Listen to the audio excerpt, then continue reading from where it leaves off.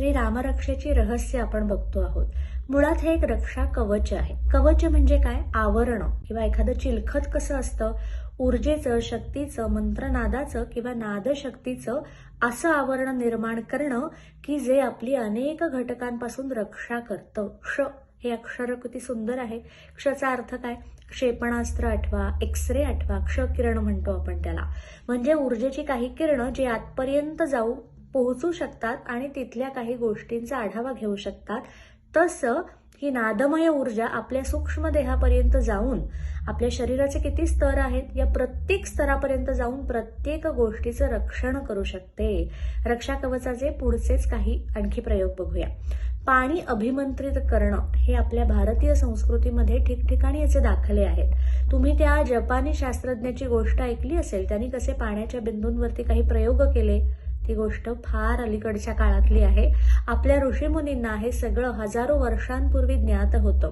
मग गुरुचरित्र आठवा, पुराण आठवा, उपनिषद या सगळ्यामध्ये काही मंत्रोच्चार करून अभिमंत्रित केलेलं पाणी शिंपडलं असता उशापांच्या कथा येतात किंवा एखाद्या गोष्टीतून, एखाद्या रोगात या विकारातून मुक्ती दिल्याच्या कथा येतात। अशी अनेक उदाहरणं।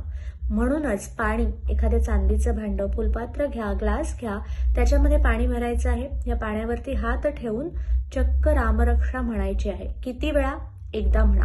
कवच म्हणणार असाल 3 वेळा म्हणा। हे केल्यानंतर मग ते पाणी प्राशन करायचं आहे, प्यायचं आहे। चक्क स्वयंपाकात वापरू शकता। संपूर्ण कुटुंबालाच हे रक्षा कवच तिथून तयार होतं।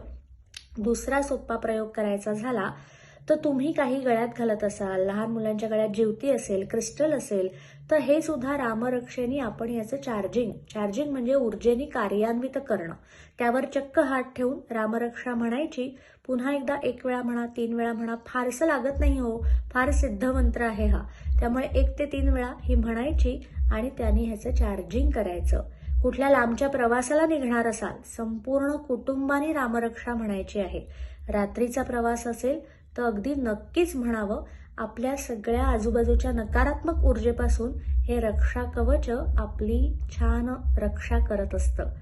आणखी सोपे प्रयोग बघायचे झाले तर आपण जेवण करतो। पूर्वीच्या काळी ना माझी आजी होती, मला आठवतंय जेवण करताना ती कुठल्या ना कुठल्या ओव्या म्हणायची, अभंग म्हणायची, हरिपाठ म्हणायची। तसं अगदी जेवण बनवताना रामरक्षा म्हणा। त्या मंत्रांचे संस्कार त्या अन्नावरती होणार आहेत आणि हेच अन्न आपलं संपूर्ण कुटुंब ग्रहण करणार आहे। यातून सुद्धा ही रक्षा आपल्या आतपर्यंत पोहोचू शकते। घरामध्ये कोणी गर्भवती स्त्री असेल तर गर्भसंस्कारांचा भाग म्हणून आम्ही आवर्जून रामरक्षा सांगतो।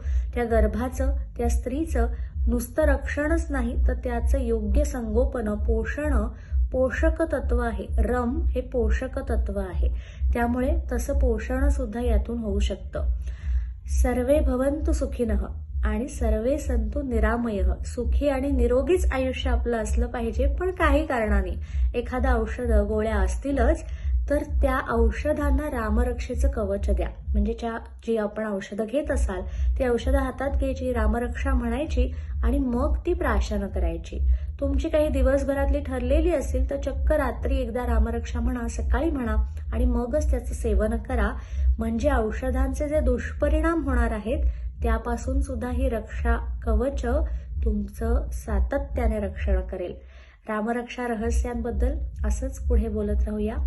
आज मात्र आजचा व्हिडिओ श्री रामार्पणमस्तु।